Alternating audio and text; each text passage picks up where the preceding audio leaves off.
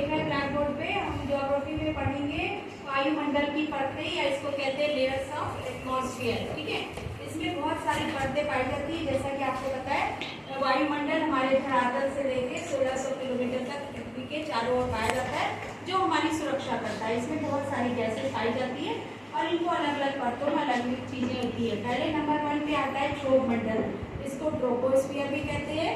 ये धरातल से 13 किलोमीटर तक पाया जाता है, कहीं कहीं 20 और 30 भी होता है। इसमें बहुत ज्यादा डिमार्केशन लाइन ऐसे नहीं होती है। ठीक है, इसमें सबसे खास बात ये होती है कि इस वाले परत में ऑक्सीजन पाई जाती है। ऑक्सीजन एक भारी गैस है, वो नीचे बैठती है। ये हमेशा हमारे लिए जीवन प्राण वायु है और यहाँ ऑक्सीजन इसको कहते हैं। यहाँ पर धूल के कण पाए जाते हैं जो संघनन के नाभिक होते हैं। संघनन के नाभिक का मतलब क्या होता है? जैसे मान लीजिए ये धूल के कण है, तो धूल के कण एक सतह प्रदान करते हैं और जलवाष्प इसके चारों ओर जम करके जल बूंदों का निर्माण करती है।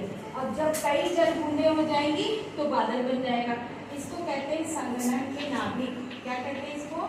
संघनन के नाभिक या nuclear of condensation. Nuclear of condensation कहते हैं। और इधर इधर जो है वो है आपकी जलवाष्प, और इस जलवाष्प के ठंडा होने से ये क्या बन गई है? बूंद। क्या बन गई है? बूंद। और जब कई बूंदें इकट्ठा हो जाती है तो क्या बन जाता है? बादल। क्या बन जाता है? बादल। तो इसीलिए धूल कण का बहुत ज्यादा इंपॉर्टेंस है।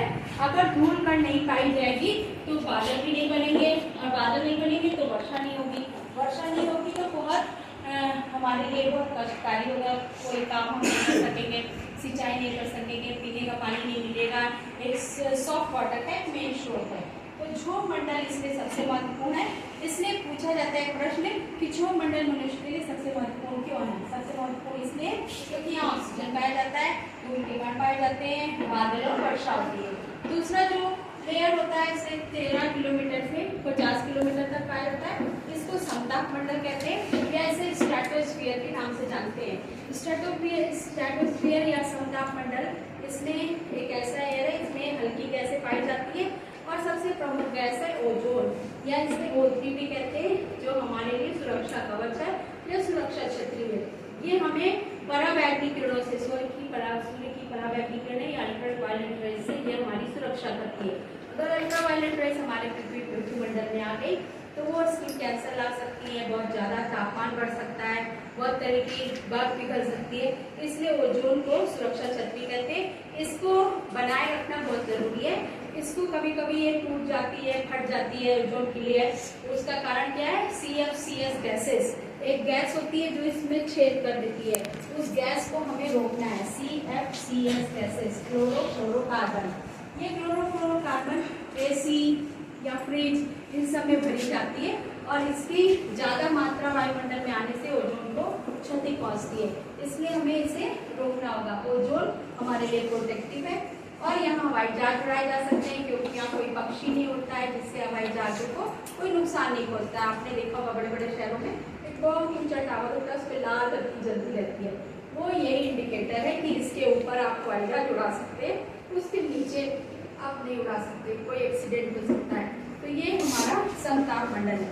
एक प्रश्न बहुत इंपॉर्टेंट है, पूछता है ओजोन गैस किस मंडल में पाई जाती है? तो किसमें पाई जाती है? समताप मंडल। इसको स्ट्रेटोस्फीयर भी कहते हैं। तीसरा जो मंडल होता है इसको हम कहते हैं, तीसरी लेयर 50 से 80 किलोमीटर, ये मध्य मंडल है, इसको मेसोस्फीयर कहते हैं। इसमें उल्काएं हमारे वायुमंडल के अंदर आ जाती है और जल करके भस्म हो जाती है और गिर जाती है नीचे। और कभी कभी ये पत्थर के रूप में गिरती है, बहुत बड़ा गड्ढा बना देती है, कोई झील बन जाता है।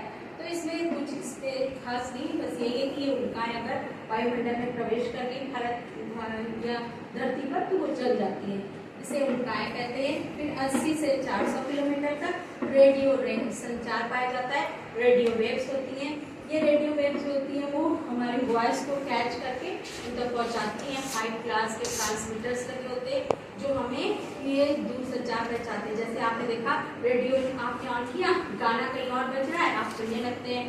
टीवी में आप कहीं और देखने लगते हैं, आवाज़ सुनते हैं, जो आप मोबाइल में फ़ोन पे बात करते हैं, वो किसकी वजह से? ये रेडियो संचार की वजह से। ठीक है, तो ये रेडियो वेव्स आती है, इस रेडियो वेव्स की वजह से हम ये सारे काम संचार से कर सकते हैं। 400 से असीमित या 400 से 1600 किलोमीटर तक ये अंतरिक्ष कहते हैं। इसको कहते हैं बहिर्मंडल। क्या कहते हैं इसको? कहते हैं बहिर्मंडल, या इसको कहते हैं एक्सोस्फीयर। क्या कहते हैं इसको? बहिर्मंडल या एक्सोस्फीयर। इस तरह से ये वायुमंडल है, इसमें हमेशा हमारी ग्रेविटेशनल फोर्स यहाँ तक पहुँचते पहुँचते काफी कम हो जाती है और यहाँ पर हम अंतरिक्ष को छोड़ सकते हैं। यहाँ के बाद वो अंतरिक्ष में चला जाता है।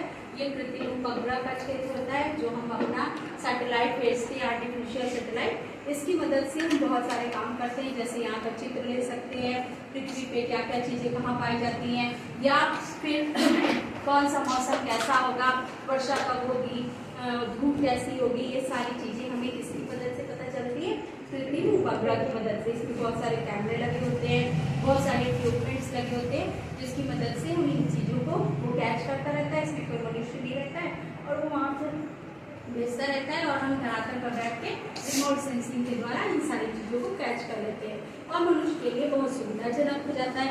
तो इस तरह हमारे लिए सारी परतें बहुत महत्वपूर्ण है। हर किसी परत में एक खास चीज़ है, ठीक है। तो मेरे साथ सब लोग बोलेंगे एक साथ, धरातल से 13 किलोमीटर, धरातल से 13 किलोमीटर, क्षोभमंडल, क्षोभमंडल, क्षोभमंडल, ट्रोपोस्फियर, ट्रोपोस्फियर, O2, O2, बादल, बादल, धूल के कण, वर्षा। 13 से 50 किलोमीटर, 13 से 50 किलोमीटर, समताप मंडल, समतापमंडल, stratosphere, stratosphere, O3, ozone gas, सुरक्षा कवच, 50 से 80 किलोमीटर, 50 से 80 किलोमीटर, मध्यमंडल, मेसोस्फीयर, उल्काएं, 80 से 400 किलोमीटर, 80 से 400 किलोमीटर, रेडियो वेव्स, वायुमंडल या आयनमंडल, आयनोस्फीयर, 400 से असीमित, बहिर्मंडल, एक्सोस्फीयर, कृत्रिम उपग्रह या सैटेलाइट। कितने हो गए टोटल? 1 2 3 4 5। कितने हो गए? 5। तो वायुमंडल में कुल 5 परतें पाई जाती है, ठीक है। अब हम लोग एक एक करके इसे याद करेंगे और आप आगे यहाँ बताएंगे, ठीक है। Thank you.